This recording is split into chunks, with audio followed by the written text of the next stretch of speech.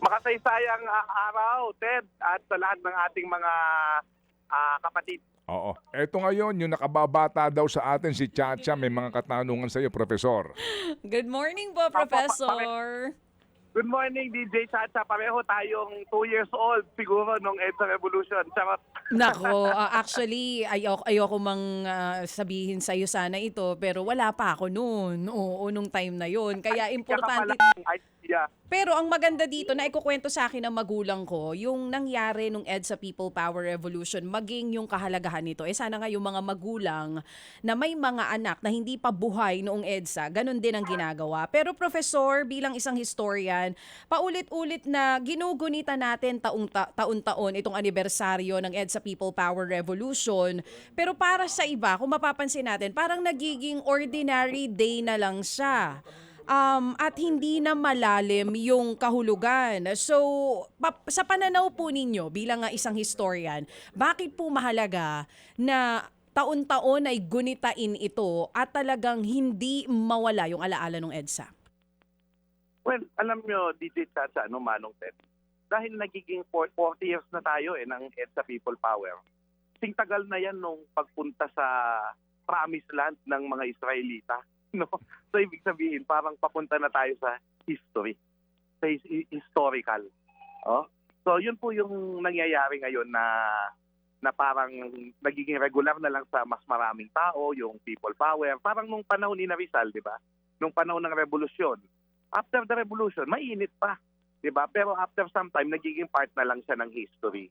Pero actually, DJ Chacha, Manong Ted, mamayang hapon kasi, may rally. So, corruption. Parang nagkakaroon lang ng bagong buhay, panyuhay ang tawag nila dyan, no? Nagkaka-metamorphosis, nagbabagong anyo ang people power doon sa pagprotesta natin sa mga nangyayari naman sa atin sa ngayon. So hindi na lang siya paggunita, yung diwa ng EDSA buhay dahil isinasabuhay natin yung pakikialam, yung pagtindig laban sa corruption. So yun po, very positive po ako. Kahit nasabihin mong naging historical na yung EDSA, may bago siyang laban, kumbaga. Pero Professor, ano bang danger kung sakaling parang nagiging ritual na lang every year yung nagiging pag-alala natin sa EDSA at hindi talaga yung malaliman na paggunita sa tunay na diwa ng kahulugan ng people power? Dangerous yung hindi na natin palalalimin. Kasi pag naging trivial na lang yung EDSA People Power Revolution, yung lessons ng kasaysayan, yung kapag ka ikaw ay nangurakot, kapag ka ikaw ay lumabag sa karapatang pantao, kapag ikaw ay umabuso sa kapangyarihan, na ikaw ay pagbabayari ng taong bayan, no? Ay mawawala sa atin yun. At ang mangyayari dyan patuloy na magkakaroon ng corruption, di tayo matututo sa kasaysayan, at kapag ka nagkaroon ng mga ganitong mga kadiliman sa ating bayan, wala tayong inspirasyon na pag-uugutan na kaya nating labanan yung mga imposible na puwersa na malalaki. So, napakaganda na gunitain pa rin yung EDSA at yung palalimin in the sense, alam mo, ang magpapalalim lang naman ito yung sense of history. Yung mga media na katulad ninyo na nagpapakita na nagkukwento ng kasaysayan, pinapakwento sa mga historiador, naggumagawa ng mga dokumentaryo. Yan ang kayo ang kayo ang bagong henerasyon ang magiging tagapagkwento na ng EDSA. Kaya hindi ibig sabihin na wala tayo noon, ay wala tayong karapatan o katungkulan na magkwento ng kasaysayan natin sa mga susunod na henerasyon. Oh, ang ganda nung sinabi niya. May kasabihan na history repeats itself. Totoo ba yon sa pananaw mo, Prof? Well, hindi naman talaga nag-uulit ng todo-todo na eksaktong-eksakto yung kasaysayan. Pero may mga pattern na kapag halimbawa nangyari yung kasamaan, di ba? Minsan sasagot ang taong bayan, medyo minsan matagal nga lang kasi papagpatawad ng taong bayan, yan understanding siya sa kanyang mga leader. Pero sabi nga ni Fernando Poe Jr., pag puno ng salop, kailangan kalusin. So parang ganun din yun. Pag puno ng salop, kailangan kalusin. Kaya hindi nga tinitigilan ng taong bayan. Ang tagal na nung ating yung flood control na yan. Pero hanggang ngayon, gusto pa rin nating magmarcha at at patuloy tayo nag-iingay sa social media man o sa kalsada. So maganda po na yung buhay pa rin yung diwa ng EDSA kasi ang paalala nga sa atin, tayo ang people power. Hindi yung politiko, hindi yung mga dynasty. Tayo, ikaw, ako, tayong lahat ng people power. Dito sa pangyayaring ito na 40 years ago ang pinatalsik ng dahil sa korupsyon, cronyism at pang-aabuso sa poder ay Ferdinand Marcos Sr. 40 years after, ang nakaupo ngayon dito sa pinakamalaking iskandalo ng korupsyon sa bansa ay si Ferdinand Marcos Jr. Anong take mo doon? Ang take ko doon, ayan na nga yung leksyon ng hindi pagkatuto sa kasaysayan. Diba? Ano bang ginawa ng Marcos noon? Anong ginawa ng Marcos ngayon? I mean, nakikita ko naman, they're trying their best to do some good things. Diba? Pero yung sa corruption, diba?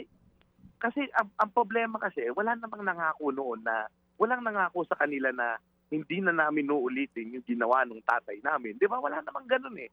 Diba? Walang pagkilala na nagkamali yung pamilya namin, nagkamali kami. So sana, kung nagkaroon sana ng pangako sila na gusto naming matuto sa kasaysayan, yun ang nangyari. Narito tayo ngayon, naulit. No? Pero yun na nga, meron pa siyang 2 taon para patunayan kung talagang gusto talaga niyang baguhin ng bayan natin. Meron pa siyang 2 taon para gawin ito. Pero yun na nga, parang ayoko namang magsabi na sinasabi ko na nga ba. Pero yan ang kasaysayan. Okay, so yung again doon sa mga cynical, no, sa mga nagtatanong, ano ba napala natin sa EDSA, di ba? Ano ba yan? Noon, ngayon, halos pareho lang. Yun ang sinasabi lagi. Again, doon sa ganung uri ng kaisipan, sa iyo, Professor, ano ang iyong masasabi doon? Mahirap dong sabihin na pareho kasi nung mismanage kasi Marcos yung ekonomiya dahil diktador siya. Ibig sabihin, isa lang, walang consensus, walang Senado, walang Kongreso. So, yung pagpapatakbo niya ng pamahalaan na kahit may sakit na siya, build, kahit puro utang, tapos ninanakaw niya at saka nung mga cronies niya, tumama yung ekonomiya natin. Pinakamababang klase ng ekonomiya. Sa Negros, ang daming malnourished na bata, no, na hindi natin nakikita ngayon kahit mahirap ang panahon. So, ibang-iba po yung buhay noon. No? Sobrang taas ng galunggong. Ngayon, nagtataas ulit yung bilihin. Kaya kailangan talagang umaksyon dapat ang Pangulo. Dahil kung hindi, kasi sa totoo lang, ang magpapakilos talaga sa tao pag gutom na sila, pagka mataas ng bili, pag umaaray na at hindi na maginhawa ang buhay. Yun, doon talaga sila aaray. Yung mga nung marami pang pinapatay, kinukulong, hindi pa masyadong umaalma yung tao eh. Pero pag nagutom sila, aalma talaga yan. So, yun, leksyon talaga yun. Yun yung kinaibahan. Ngayon, kahit papaano, di ba, maski papaano, may kalayaan tayo sa pamamahayag, meron tayong kalayaan sa komersyo, meron tayong mga civil rights na tinatawag tayo, no? Mayroong volunteerism, pero marami pa rin tayong kakulangan, di ba? Yung martial law hindi na pwedeng ipatupad ng walang kongreso. Kaya meron tayong mga safety nets dahil sa konstitusyon natin. Pero yun na nga, yung political dynasty pa rin, yung pangako ng 1987 Constitution na dapat mawala yung political dynasty, hindi pa rin natutupad. So, yan yung mga marami pa tayong sana sa EDSA. So ngayon, Prof, no, sa ngayon, dito sa 40th na commemoration ng EDSA, ano ang maaari nating maging mensahe at leksyon na rin sa mga Pilipino? Kasi hindi lang, sa totoo lang, di ba? Kumbaga, the people you elect is the people you deserve, di ba? So, ito ngayon ang ating sitwasyon. Sabi ko nga, reflection time ito, hindi ba? Kaya tayo nasadlak ngayon dito dahil din sa ating lahat. So, again, para ho sa isang historian, ang kanyang mensahe po sa ating lahat, sa kabuluhan, kahulugan, at reflection about EDSA. Go, Professor. Okay, tandaan natin na ang 1987 Constitution, ang pinakabunga ng People Power Revolution. 87% of the people gave us approved the 1987 Constitution. So binigyan tayo ng maraming kapangyarihan ng 1987 Constitution, maraming kalayaan, lalo na ang kalayaan nating bumoto. So, sa totoo lang, maraming forma ng people power. Umaalma tayo ngayon sa corruption, magprotesta tayo. Pero ang pinakasagrado na forma ng people power ay yung pagpunta sa balota at yung pag-iisip ng sino ang taong ilalagay natin sa pwesto bilang mamamayan na talagang nagmamalasakit sa tao. So yun talaga yung kailangan natin makita. Pag-aralan natin ang record ng mga leader natin, huwag na tayong maglagay ng maraming political dynasties, no? Tayo, magsisimula lahat yan sa ating lahat, sa kagustuhan nating makipagkapwa-tao, sa kagustuhan nating maging mabuti, at sa kagustuhan nating magkaroon ng magandang iiwanan sa susunod na henerasyon. Yun naman yung iniisip ng mga taong pumunta dito sa kung nasaan ako ngayon sa EDSA Road, no? So sana po gamitin natin yung kapangyarihan ng sambayanan. Tayo ang people power.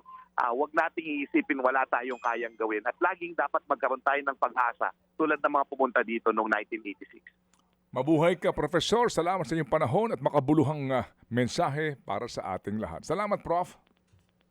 Kakang Ted, na namimiss ko na kayo, DJ Chacha. Salamat at nakausap kitang muli. Mabuhay ang people power, tayo ang people power. Salamat po. Thank you. Mga kapatid, brothers and sisters, saan ka pa? Dito na tayo sa totoo. Dito na tayo sa True FM. Mga kapatid, mag-subscribe and follow po kayo sa social media accounts ng True Network PH. Yan po kami. Hanapin nyo lang True Network PH, Facebook, Instagram, YouTube, TikTok, and podcast. Mapa-Apple or Spotify man yan, mahahanap nyo kami. Lahat ng mga napapanood at napapakinggan nyo po sa programa, nasa social media accounts namin yan. So, paano mga kapatid? See you sa social media! Ito tayo sa